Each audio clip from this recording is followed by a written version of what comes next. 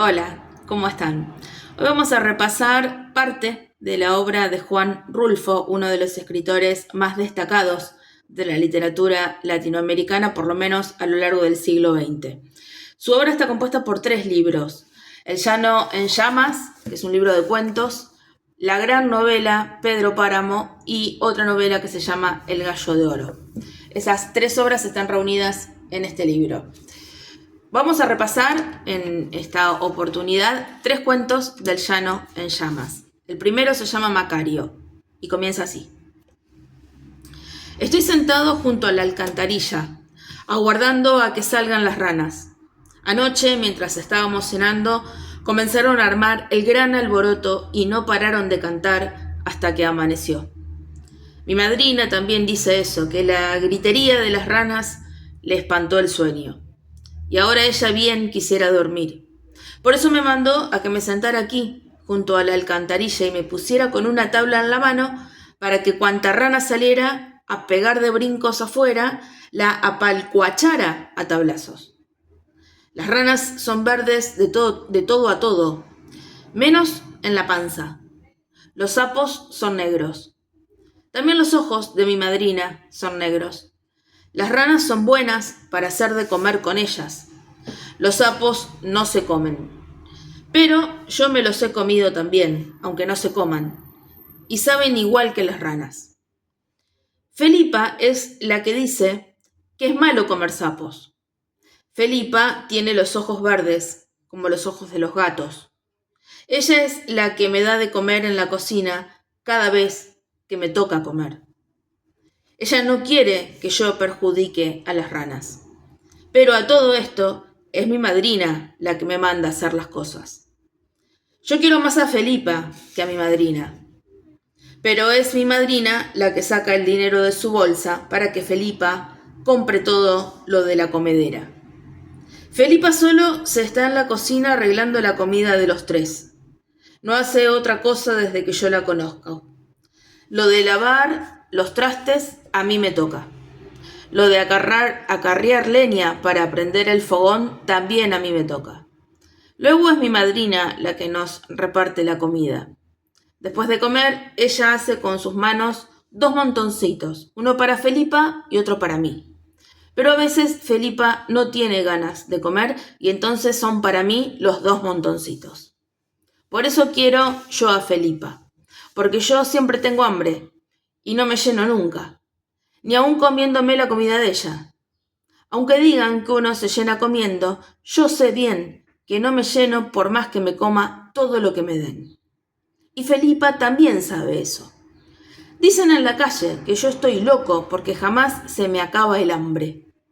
Mi madrina ha oído que eso dicen. Yo no lo he oído. Mi madrina no me deja salir solo a la calle. Cuando me saca a dar la vuelta es para llevarme a la iglesia, a oír misa. Allí me acomoda cerquita de ella y me amarra las manos con las barbas de su rebozo. Yo no sé por qué me amarrará mis manos, pero dice que porque dizque luego hago locuras. Un día inventaron que yo andaba ahorcando a alguien, que le apreté el pescuezo a una señora nada más por más. Yo no me acuerdo. Pero a todo esto es mi madrina la que dice que yo hago y ella nunca anda con mentiras. Cuando me llama a comer es para darme mi parte de comida y no como otra gente que me invitaba a comer con ellos y luego que me les acercaba me apedreaban hasta hacerme correr sin comida ni nada. No, mi madrina me trata bien, pero por eso estoy contento en su casa. Además, aquí vive Felipa. Felipa es muy buena conmigo, por eso la quiero. La leche de Felipa es dulce como las flores del obelisco. Yo he bebido leche de chiva y también de puerca recién parida, pero no es igual de buena que la leche de Felipa. Ahora ya hace mucho tiempo que no me da a chupar de los bultos esos que ella tiene, donde tenemos solamente las costillas, y de donde le sale, sabiendo sacarla, una leche mejor que la que nos da mi madrina en el almuerzo de los domingos. Felipa antes iba todas las noches al cuarto donde yo duermo y se arrimaba conmigo, acostándose encima de mí o echándose a un ladito. Luego se las agujereaba para que yo pudiera chupar de ella leche dulce y caliente, que se dejaba venir en chorros por la lengua. Muchas veces he comido flores de obelisco para entretener el hambre. Y la leche de Felipa era de ese sabor, solo que a mí me gustaba más porque al mismo tiempo que me pasaba los tragos, Felipa me hacía cosquillas por todas partes. Luego sucedía que casi siempre se quedaba dormida junto a mí hasta la madrugada. Y eso me servía de mucho porque yo no me apuraba del frío ni de ningún miedo a condenarme en el infierno si me moría yo solo allí en alguna noche. A veces no le tengo tanto miedo al infierno, pero a veces sí. Luego me gusta darme mis buenos sustos con eso de que me voy al infierno cualquier día de estos por tener la cabeza tan dura y por gustarme dar de cabezazos contra lo primero que encuentro. Pero viene Felipa y me espanta mis miedos. Me hace cosquillas con sus manos, como ella sabe hacerlo, y me ataja el miedo ese que tengo de morirme. Y por un ratito hasta se me olvida. Felipa dice que cuando tiene ganas de estar conmigo, que ella le contará al Señor todos mis pecados, que irá al cielo muy pronto y platicará con Él, pidiéndole que me perdone toda la mucha maldad que me llena el cuerpo de arriba a abajo. Ella le dirá que me perdone, para que yo no me preocupe más. Por eso se confiesa todos los días.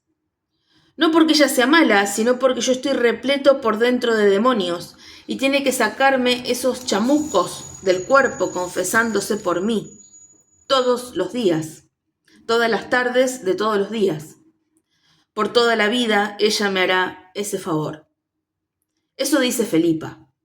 Por eso yo la quiero tanto. Sin embargo, lo de tener la cabeza así de dura es la gran cosa. Uno da de topes contra los pilares del corredor horas enteras y la cabeza no se hace nada. Aguanta sin quebrarse. Y uno da de topes contra el suelo, primero despacito, después más reacio. Y aquello suena como un tambor. Igual que el tambor que anda con la chirimía, cuando viene la chirimía a la función del Señor. Y entonces uno está en la iglesia, amarrado a la madrina, oyendo afuera el tum-tum del tambor. Y mi madrina dice que si en mi cuarto hay chinches y cucarachas y alacranes, es porque me voy a ir a arder en el infierno si sigo con mis mañas de pegarle al suelo con mi cabeza. Pero lo que yo quiero es oír el tambor. Eso es lo que ella debería saber, oírlo. Como cuando uno está en la iglesia, esperando salir pronto a la calle para ver cómo es que aquel tambor se oye de tan lejos. Hasta lo hondo de la iglesia y por encima de las condenaciones del señor cura. El camino de las cosas buenas está lleno de luz. El camino de las cosas malas es oscuro. Eso dice el señor cura. Yo me levanto y salgo de mi cuarto cuando todavía está a oscuras. Barro la calle y me meto otra vez en mi cuarto antes que me agarre la luz del día. En la calle suceden cosas. Sobra quien lo descalabre a pedradas apenas lo ven a uno. Llueven piedras grandes y filosas por todas partes. Y luego hay que remendar la camisa y esperar muchos días a que se remienden las rajaduras de la cara o de las rodillas. Y aguantar otra vez que le amarren a uno las manos, porque si no ellas corren a arrancar la costra del remiendo y vuelve a salir el chorro de sangre. Ora que la sangre también tiene buen sabor, aunque eso sí, no se parece al sabor de la leche de Felipa.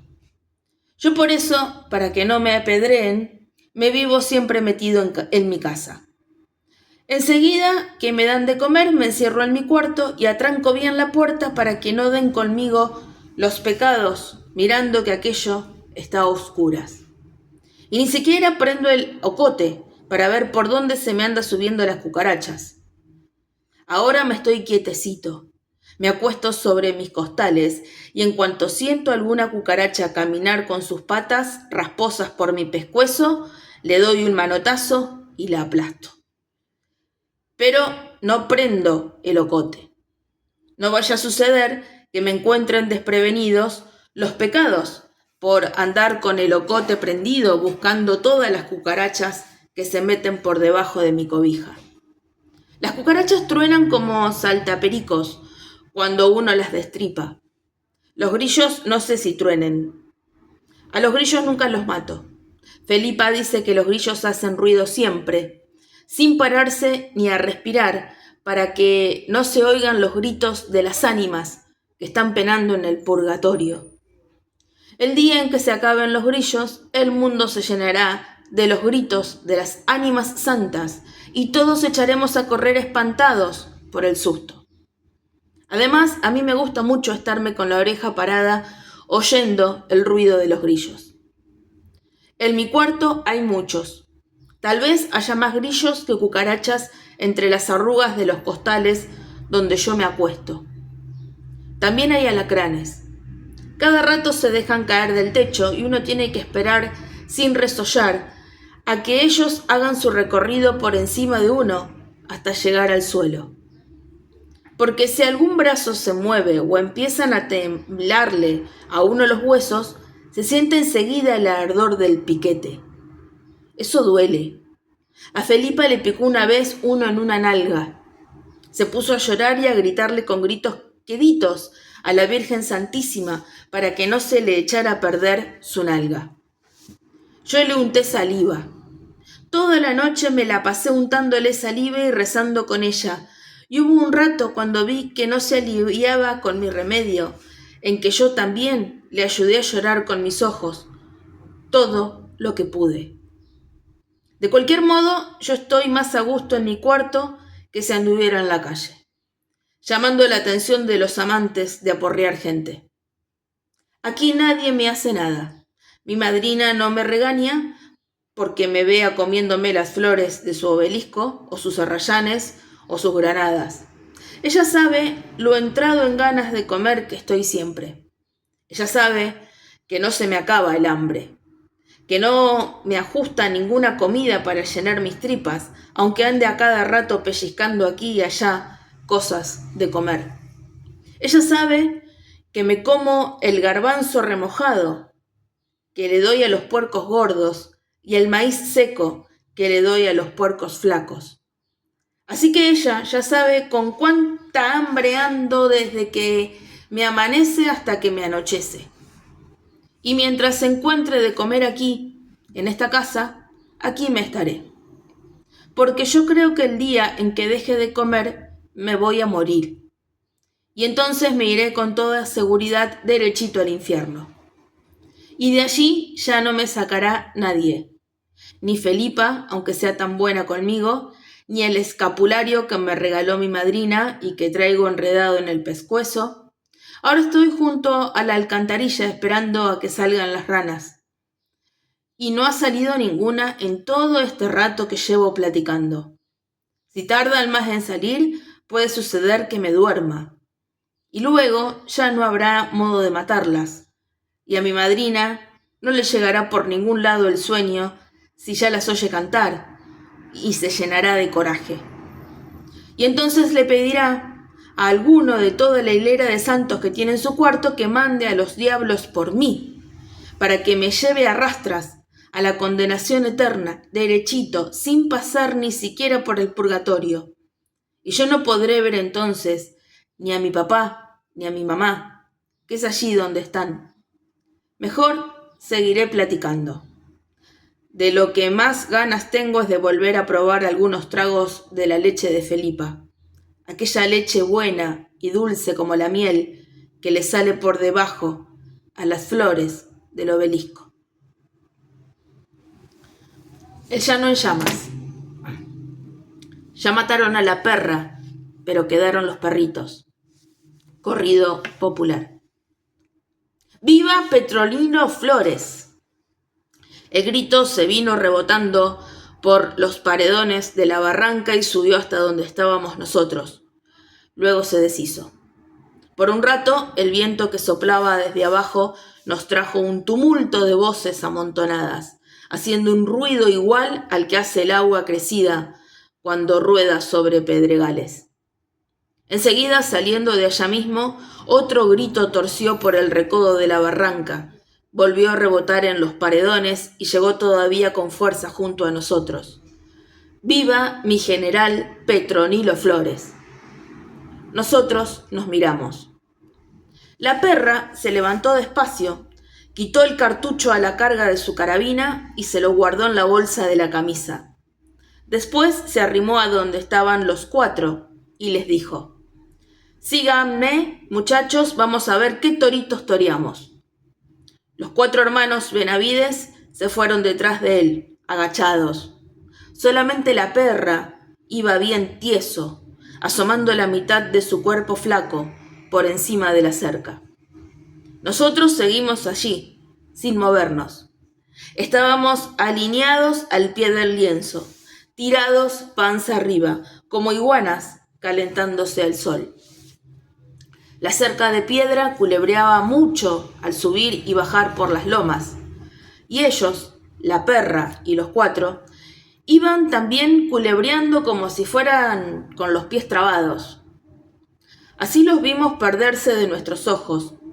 Luego volvimos a la cara para ver otra vez hacia arriba y mirarnos las ramas bajas de los amoles que nos daban tantita sombra. Olía a eso, a sombra recalentada por el sol, a amoles podridos. Se sentía el sueño del mediodía. La boruca, que venía de allá abajo, se salía a cada rato de la barranca y nos sacudía el cuerpo para que no nos durmiéramos. Y aunque queríamos oír, parando bien la oreja, solo nos llegaba la boruca, un remolino de murmullos, como si se estuviera oyendo de muy lejos el rumor que hacen las carretas al pasar por un callejón pedregoso. De repente sonó un tiro. Lo repitió la barranca como si estuviera derrumbándose. Eso hizo que las cosas despertaran. Volaran los totochilos, esos pájaros colorados que habíamos estado viendo jugar entre los amoles. Enseguida, las chicharras que se habían dormido a ras del mediodía también despertaron, llenando la tierra de rechinidos. «¿Qué fue?», preguntó Pedro Zamora, todavía medio amodorrado por la siesta. Entonces el chihuila se levantó y, arrastrando su carabina como si fuera un leño, se encaminó detrás de los que se habían ido. «Voy a ver qué fue lo que fue», dijo, perdiéndose también como los otros. El chirriar de las chicharras aumentaba de tal modo que nos dejó sordos, y no nos dimos cuenta de la hora en que ellos aparecieron por allí. Cuando menos acordamos que aquí estaban ya, mero enfrente de nosotros, todos desguarnecidos. Parecían ir de paso, ajueriados para otros apuros y no para este de ahorita. Nos dimos vuelta y los miramos por la mira de las troneras. Pasaron los primeros, luego los segundos y otros más, con el cuerpo echado para adelante, jorobados de sueño. Les relumbraba la cara de sudor, como si la hubieran zambullido en el agua al pasar por el arroyo. Siguieron pasando. Llegó la señal. Se oyó el chiflido largo y comenzó la tracatera allá lejos, por donde se había ido la perra. Luego siguió aquí. Fue fácil. Casi tapaban el agujero de las troneras con su bulto, de modo que aquello era como tirarles a boca de jarro y hacerles pegar tamaño respingo de la vida a la muerte, sin que apenas se dieran cuenta. Pero eso duró muy poquito. Si acaso la primera y la segunda descarga, pronto quedó vacío el hueco de la tronera, por donde, asomándose uno, solo se veía a los que estaban acostados en mitad del camino, medio torcidos, como si alguien los hubiera venido a tirar allí. Los vivos desaparecieron. Después volvieron a aparecer, pero por lo pronto ya no estaban allí. Para la siguiente descarga tuvimos que esperar. Alguno de nosotros gritó «¡Viva Pedro Zamora!».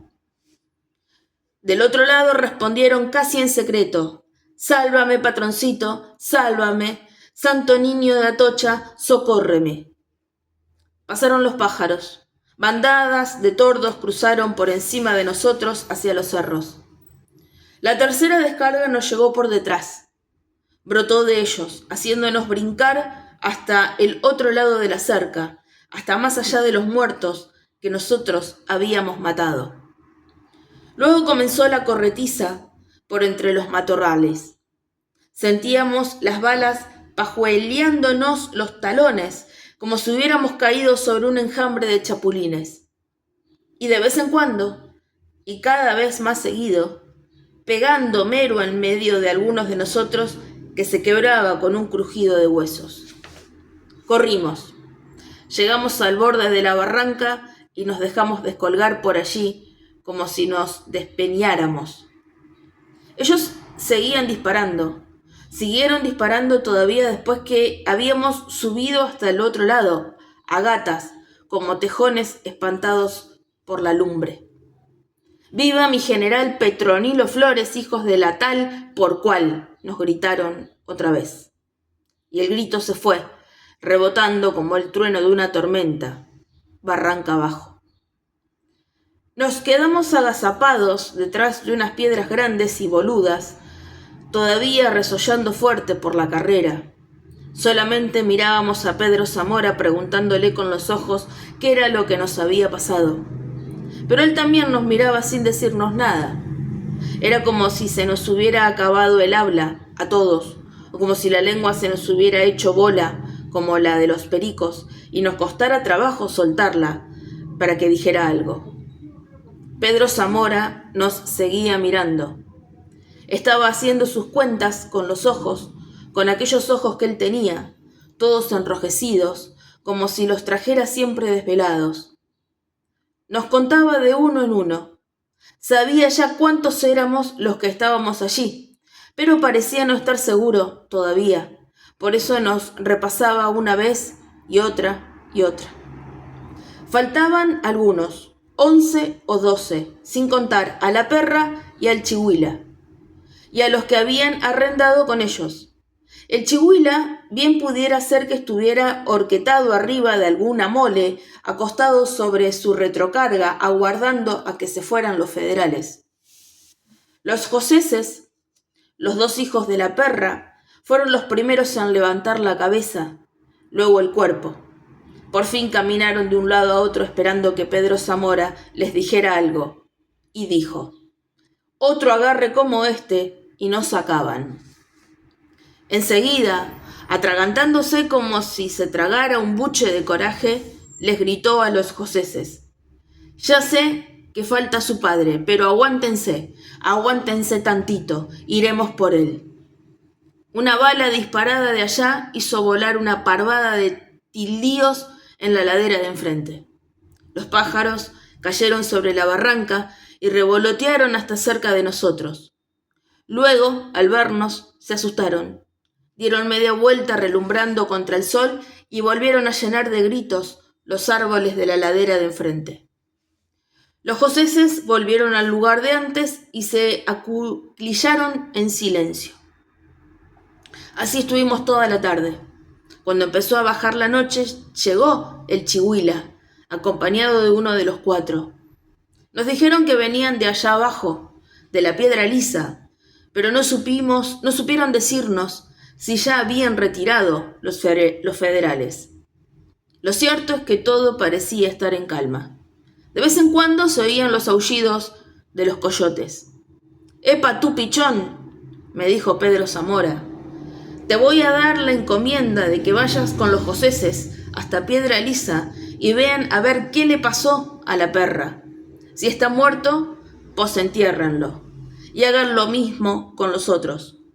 A los heridos déjenlos encima de algo para que los vean los guachos, pero no se traigan a nadie». Eso haremos. Y nos fuimos. Los coyotes se oían más cerquita cuando llegamos al corral, donde habíamos encerrado la caballada. Ya no había caballos, solo estaba un burro trasijado que ya vivía allí desde antes que nosotros viniéramos. De seguro los federales habían cargado con los caballos. Encontramos el resto de los 4 detrásito de unos matojos, los 3 juntos, encaramados uno encima de otro como si los hubieran apilado allí. Les alzamos la cabeza y se la zangoloteamos un poquito para ver si alguno daba todavía señales. Pero no, ya estaban bien difuntos. En el aguaje estaba otro de los nuestros, con las costillas de fuera como si lo hubieran macheteado. Y recorriendo el lienzo de arriba abajo encontramos uno aquí y otro más allá, casi todos con la cara renegrida. A estos los remataron. No tiene ni qué, dijo uno de los joseses. Nos pusimos a buscar a la perra, a no hacer caso de ningún otro, sino de encontrar a la mentada perra. No dimos con él. Se lo han de haber llevado, pensamos. Se lo han de haber llevado para enseñárselo al gobierno. Pero aún así seguimos buscando por todas partes, entre el rastrojo. Los coyotes seguían aullando. Siguieron aullando toda la noche. Pocos días después, en el Armería, al ir pasando el río, nos volvimos a encontrar con Petronilo Flores. Dimos marcha atrás, pero ya era tarde. Fue como si nos fusilaran. Pedro Zamora pasó por delante haciendo galopar a aquel macho barcino y chaparrito que era el mejor animal que yo había conocido. Y detrás de él, nosotros, en manada, agachados sobre el pescuezo de los caballos. De todos modos, la matazón fue grande. No me di cuenta de pronto porque me hundí en el río debajo de mi caballo muerto y la corriente nos arrastró a los dos, lejos, hasta un remanso bajito de agua y lleno de arena. Aquel fue el último agarre que tuvimos con las fuerzas de Petronilo Flores. Después ya no peleamos. Para decir mejor las cosas, ya teníamos algún tiempo sin pelear, solo de andar huyendo el bulto. Por eso resolvimos remontarnos los pocos que quedábamos, echándonos al cerro para escondernos de la persecución. Y acabamos por ser unos grupitos tan raros que ya nadie nos tenía miedo. Ya nadie corría gritando: ¡allí vienen los de Zamora! Había vuelto la paz al Llano Grande. Pero no por mucho tiempo. Hacía cosa de 8 meses que estábamos escondidos en el escondrijo del cañón del Tocín, allí donde el río Amería se encajona durante muchas horas para dejarse caer sobre la costa. Esperábamos dejar pasar los años para luego volver al mundo, cuando ya nadie se acordara de nosotros. Habíamos comenzado a criar gallinas y de vez en cuando subíamos a la sierra en busca de venados. Éramos 5, casi 4, porque a uno de los joseses se le había gangrenado una pierna por el balazo que le dieron abajito de la nalga, allá cuando nos balacearon por detrás. Estábamos allí, empezando a sentir que ya no serviríamos para nada. Y de no saber que nos colgarían a todos, hubiéramos ido a pacificarnos. Pero en eso apareció un tal Armancio Alcalá, que era el que le hacía los recados y las cartas a Pedro Zamora. Fue de mañanita, mientras nos ocupábamos en destazar una vaca, cuando oímos el pitido del cuerno. Venía de muy lejos, por el rumbo del llano. Pasado un rato volvió a oírse, era como el bramido de un toro, primero agudo, luego ronco, luego otra vez agudo. El eco lo alargaba más y lo atraía aquí cerca, hasta que el ronroneo del río lo apagaba. Y ya estaba para salir el sol, cuando el tal Alcalá se dejó ver asomándose por entre los sabinos. Traía terciadas 2 carrilleras con cartuchos del 44, y en las ancas de sus caballos venía atravesado un montón de rifles como si fuera una maleta. Se apió del macho, nos repartió las carabinas y volvió a hacer la maleta con las que le sobraban. Si no tienen nada urgente que hacer de hoy a mañana, pónganse listos para salir a San Buenaventura. Allí los está aguardando Pedro Zamora. El mientras, yo voy un poquito más abajo a buscar a los zanates. Luego volveré. Al día siguiente volvió, ya de atardecida, y sí, con él venían los zanates. Se les veía la cara prieta entre el pardear de la tarde. También venían otros que no conocíamos. En el camino conseguiremos caballos, nos dijo, y lo seguimos. Desde mucho antes de llegar a San Buenaventura, nos dimos cuenta de que los ranchos estaban ardiendo. De los trojes de la hacienda se alzaba más alta la llamarada, como si estuviera quemándose un charco de aguarrás.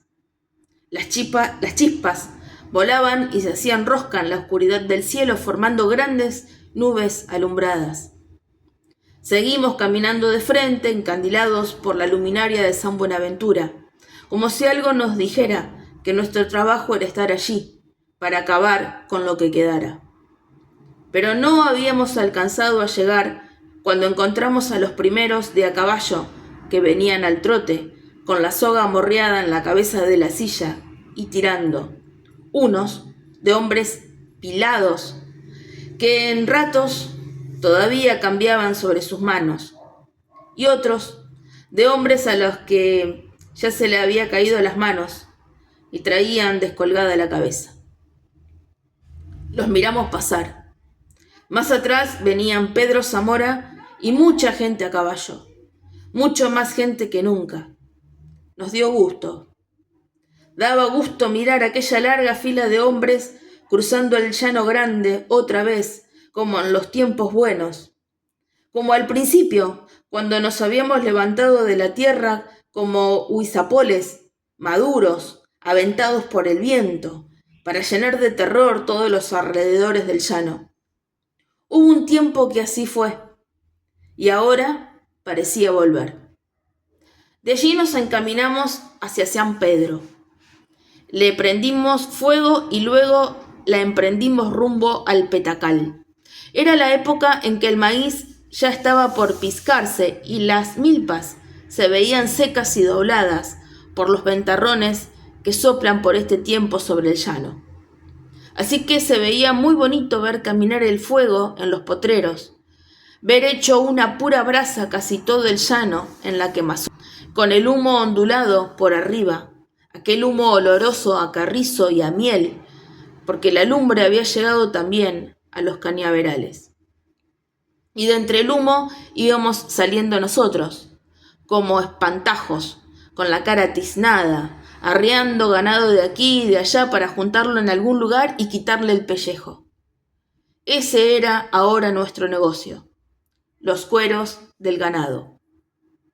Porque como nos dijo Pedro Zamora, esta revolución la vamos a hacer con el dinero de los ricos. Ellos pagarán las armas y los gastos que cueste esta revolución que estamos haciendo, y aunque no tenemos por ahorita ninguna bandera por qué pelear, debemos apurarnos a amontonar dinero para que cuando vengan las tropas del gobierno vean que somos poderosos. Eso nos dijo. Y cuando al fin volvieron las tropas, se soltaron matándonos otra vez como antes, aunque no con la misma facilidad. Ahora se veía a leguas que nos tenían miedo. Pero nosotros también les teníamos miedo. Era de verse cómo se nos atoraba los huevos en el pescuezo con solo oír el ruido que hacían sus guarniciones o las pezuñas de sus caballos al galopar las piedras de algún camino donde estábamos esperando para tenderles una emboscada. Al verlos pasar, casi sentíamos que nos miraban de reojo y como diciendo, ya los venteamos. Nomás nos estamos haciendo disimulados. Y así parecía ser, porque de buenas a primeras se echaban sobre el suelo, afortinados detrás de sus caballos, y nos resistían allí, hasta que otros nos iban cercando poquito a poco, agarrándonos como a gallinas acorraladas. Desde entonces supimos que a ese paso no íbamos a durar mucho, aunque éramos muchos. Y es que ya no se trataba de aquella gente del general Urbano, que nos habían echado al principio y que se asustaban a puros gritos y sombrerazos. Aquellos hombres sacados a la fuerza de sus ranchos para que nos combatieran y que solo cuando nos veían poquitos se iban sobre nosotros. Esos ya se habían acabado. Después vinieron otros, pero estos últimos eran los peores. Ahora era un tal Olachea, con gente aguantadora y entrona, con alteños traídos desde Teocaltilche, revueltos con indios tepehuanes, unos indios mechudos, acostumbrados a no comer en muchos días, y que a veces se estaban horas enteras, espiándolo a uno con el ojo fijo y sin parpadear, esperando a que uno asomara la cabeza para dejar ir derechito a uno. Una de esas balas largas de 30-30 que quebraban el espinazo como si se rompiera una rama podrida. No tiene ni qué, que era más fácil caer sobre los ranchos en lugar de estar emboscando a las tropas del gobierno. Por eso nos desperdigamos, y con un puñito aquí y otro más allá hicimos más perjuicios que nunca. Siempre en la carrera, pegando la patada y corriendo como mulas brutas. Y así, mientras en las faldas del volcán se estaban quemando los ranchos del Jazmín, otros bajábamos de repente sobre los destacamentos, arrastrando ramas de huizache y haciendo creer a la gente que éramos muchos, escondidos entre la polvadera y la gritería que armábamos. Los soldados mejor se quedaban quietos, esperando. Estuvieron un tiempo yendo de un lado para otro, y ahora iban para adelante, y ahora para atrás, como atarantados. Y desde aquí se veían las fogatas en la sierra, grandes incendios como si estuvieran quemando los desmontes. Desde aquí veíamos arder día y noche las cuadrillas y los ranchos, y a veces algunos pueblos más grandes, como Tuzamilpa o Zapotitlán, que iluminaban la noche. Y los hombres de Olachea salían para allá, forzando la marcha, pero cuando llegaban comenzaba a arder Totolimispa, muy acá, muy atrás de ellos. Era bonito ver aquello. Salir de pronto de la maraña de los tepemezquites cuando ya los soldados se iban con sus ganas de pelear y verlos atravesar el llano vacío, sin enemigos al frente, como si se zambulleran en el agua a un fondo, que era aquella gran herradura del llano, encerrada entre montañas. Quemamos el Cuestacomate y jugamos allí a los toros. A Pedro Zamora le gustaba mucho este juego del toro. Los federales se habían ido por el rumbo de Autlán, en busca de un lugar que le dicen la Purificación, donde según ellos estaba la nidada de bandidos de donde habíamos salido nosotros. Se fueron y nos dejaron solos en el Cuestacomate. Allí hubo modo de jugar al toro. Se les habían quedado olvidados 8 soldados, además del administrador y el caporal de la hacienda. Fueron 2 días de toros. Tuvimos que hacer un corralito redondo, como esos que se usan para encerrar chivas, para que sirviera de plaza. Y nosotros nos sentamos sobre las trancas para no dejar salir a los toreros, que corrían muy fuerte en cuanto veían al verduguillo con que los quería cornear Pedro Zamora. Los 8 soldaditos sirvieron para una tarde, los otros 2 para la otra. Y el que costó más trabajo fue aquel caporal flaco y largo como garrocha de otate que escurría el bulto solo con ladearse un poquito. En cambio, el administrador se murió luego. Estaba chaparrito y ovachón y no usó ninguna maña para sacarle el cuerpo al verduguillo. Se murió muy callado, casi sin moverse, y como si él mismo hubiera querido ensartarse. Pero el caporal sí costó trabajo. Pedro Zamora les había prestado una cobija a cada uno, y esa fue la causa de que al menos el caporal se haya defendido tan bien de los verduguillos con aquella pesada y gruesa cobija, pues en cuanto supo a qué atenerse, se dedicó a sangolotear la cobija contra el verduguillo, que se la dejaba ir de derecho, y así lo capoteó hasta cansar a Pedro Zamora. Se veía a las claras lo cansado que ya estaba de andar correteando al caporal sin poder darle sino unos cuantos pespuntes, y perdió la paciencia. Dejó las cosas como estaban y de repente, en lugar de tirar derecho como lo hacen los toros, le buscó al del cuestacomate las costillas con el verduguillo, haciéndole a un lado la cobija con la otra mano. El caporal pareció no darse cuenta de lo que había pasado, porque todavía anduvo un buen rato sacudiendo la frazada de arriba abajo, como si se anduviera espantando a las avispas. Solo cuando vio su sangre dándole vueltas por la cintura dejó de moverse.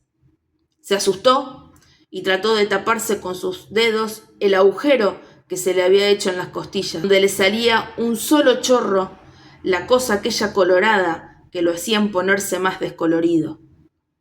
Luego se quedó tirado en medio del corral mirándonos a todos, y allí se estuvo hasta que lo colgamos, porque de otra manera hubiera tardado mucho en morirse. Desde entonces, Pedro Zamora jugó al toro más seguido, mientras hubo modo. Pero ese tiempo casi todos éramos abajenios, desde Pedro Zamora para abajo. Después se nos juntó gente de otras partes, los indios güeros de Zacoalco, zancozotes y con caras como de requesón, y aquellos otros de la tierra fría que se decían de Mazamitla, y que siempre andaban enzarpados, como si a todas horas estuvieran cayendo las aguas nieves. A estos últimos se les quitaba el hambre con el calor, y por eso Pedro Zamora los mandó a cuidar al puerto de los volcanes, allá arriba, donde no había sino pura arena y rocas lavadas por el viento. Pero los indios güeros pronto se encariñaron con Pedro Zamora y no se quisieron separar de él. Iban siempre pegaditos a él, haciéndole sombra, y todos los mandados que él quería que hicieran. A veces hasta se robaban las mejores muchachas que había en los pueblos para que él se encargara de ellas. Me acuerdo muy bien de todo, de las noches que pasábamos en la sierra caminando sin hacer ruido y con muchas ganas de dormir, cuando ya las tropas nos seguían muy de cerquita el rastro. Todavía veo a Pedro Zamora con su cobija solferina enrollada en los hombros, cuidando que ninguno se quedara rezagado. ¡Epa tú, Pitacio! Métele espuelas a ese caballo. Y usted, no se me duerma, Recendiez, que lo necesito para platicar. Sí, él nos cuidaba. Íbamos caminando mero en medio de la noche, con los ojos aturdidos de sueño y con la idea ida, pero él, que nos conocía a todos, nos hablaba para que levantáramos la cabeza. Sentíamos aquellos ojos bien abiertos de él, que no dormían y estaban acostumbrados a ver de noche y a conocernos en lo oscuro. Nos costaba a todos, de uno en uno, como quien está contando dinero. Luego se iba a nuestro lado.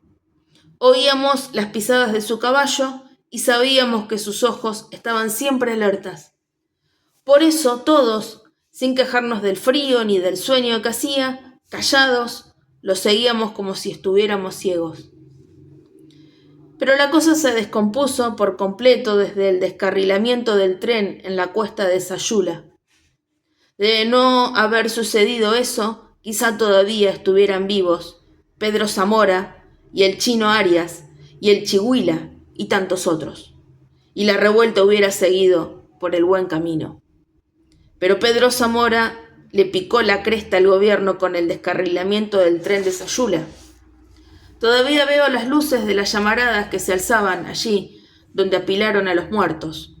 Los juntaban con palas o los hacían rodar como troncos hasta el fondo de la cuesta, y cuando el montón se hacía grande, lo empapaban con petróleo y le prendían fuego.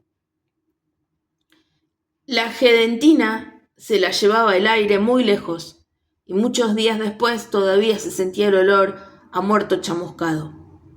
Tantito antes no sabíamos bien a bien lo que iba a suceder. Habíamos regado de cuernos y huesos de vaca un tramo largo de la vía, y por si esto fuera poco, habíamos abierto los rieles allí donde el tren iría a entrar en la curva. Hicimos eso y esperamos. La madrugada estaba comenzando a dar luz a las cosas. Se veía ya casi claramente a la gente empeñuscada en el techo de los carros. Se oía que algunos cantaban, eran voces de hombres y de mujeres. Pasaron frente a nosotros todavía medio ensombrecidos por la noche, pero pudimos ver que eran soldados de sus galletas. Esperamos. El tren no se detuvo. De haber querido lo hubiéramos tiroteado, porque el tren caminaba despacio y jadeaba, como si a puros pujidos quisiera subir la cuesta. Hubiéramos podido hasta platicar con ellos un rato, pero las cosas eran de otro modo. Ellos empezaron a darse cuenta de lo que les pasaba cuando sintieron bambolearse los carros, cimbrarse el tren como si alguien lo estuviera sacudiendo. Luego la máquina se vino para atrás, arrastrada, y fuera de la vía por los carros pesados y llenos de gente. Daba unos silbatazos roncos y tristes y muy largos, pero nadie la ayudaba.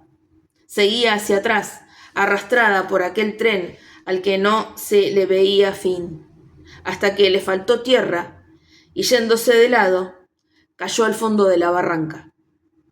Entonces los carros la siguieron, uno tras otro, a toda prisa, tumbándose cada uno en su lugar, allá abajo.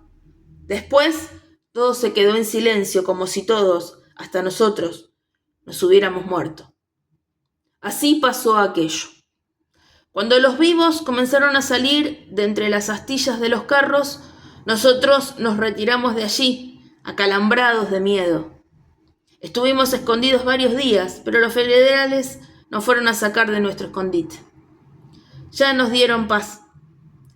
Ya no nos dieron paz. Ni siquiera para mascar un pedazo de ceniza en paz. Hicieron que se nos acabaran las horas de dormir y de comer y que los días y las noches fueran iguales para nosotros. Quisimos llegar al cañón del Tocín, pero el gobierno llegó primero que nosotros.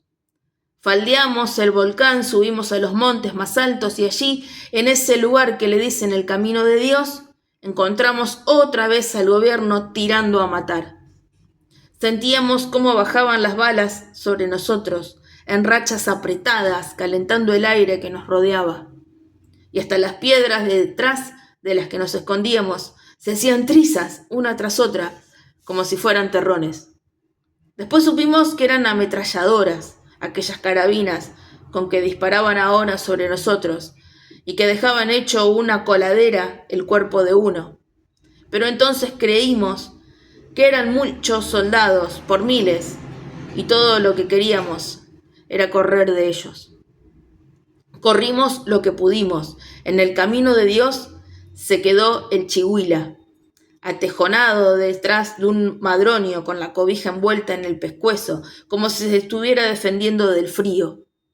Se nos quedó mirando como nos íbamos cada quien por su lado para repartirnos la muerte. Y él parecía estar riéndose de nosotros, con sus dientes pelones colorados de sangre. Aquella desparramada que nos dimos fue buena para muchos, pero a otros les fue mal. Era raro que no hubiéramos colgado de los pies a alguno de los nuestros en cualquier palo de algún camino. Allí duraban hasta que se hacían viejos y se arriscaban como pellejos sin curtir. Los sopilotes se los comían por dentro, sacándoles las tripas, hasta dejar la pura cáscara.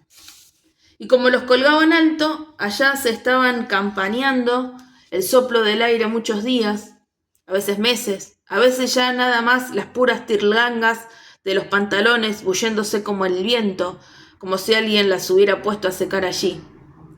Y uno sentía que la cosa ahora sí iba de veras al ver aquello.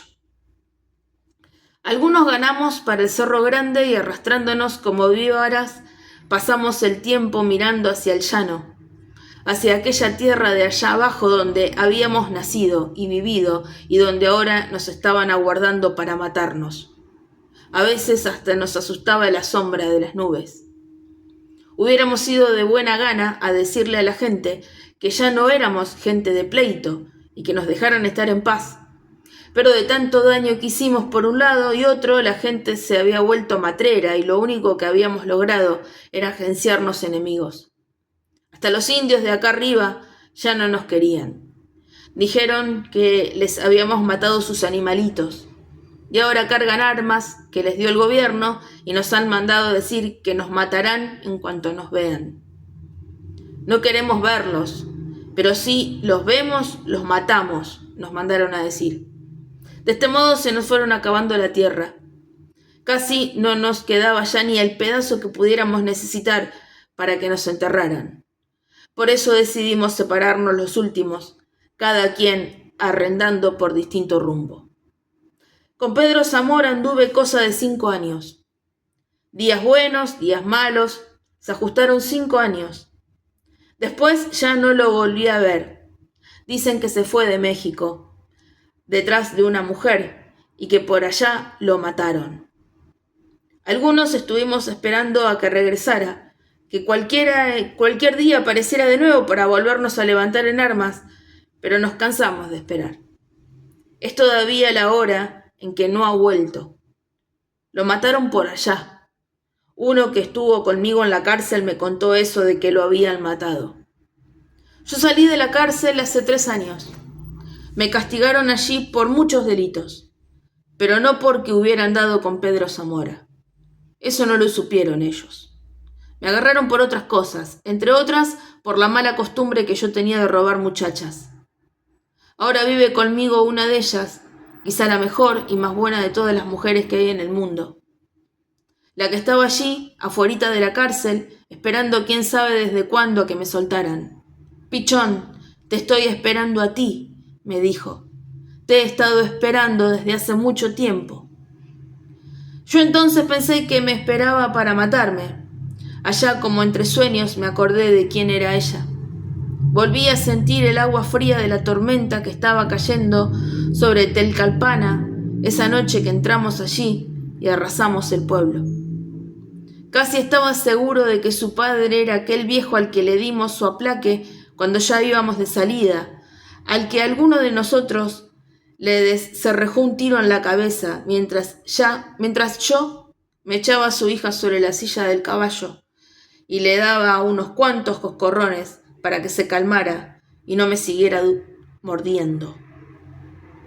Era una muchachita de unos 14 años, de ojos bonitos, que me dio mucha guerra y me costó buen trabajo amansarla. Tengo un hijo tuyo, me dijo después. Allí está. Y apuntó con el dedo a un muchacho a lo largo, con los ojos azorados. Quítate el sombrero para que te vea tu padre. Y el muchacho se quitó el sombrero. Era igualito a mí, y con algo de maldad en la mirada. Algo de eso que tenía que haber sacado de su padre. También a él le decían el pichón, volvió a decir la mujer, aquella que ahora es mi mujer. Pero él no es ningún bandido ni ningún asesino. Él es gente buena.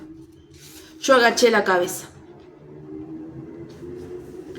Algunos de los cuentos del Llano en Llamas de Juan Rulfo. Gracias por estar ahí y nos vemos la próxima.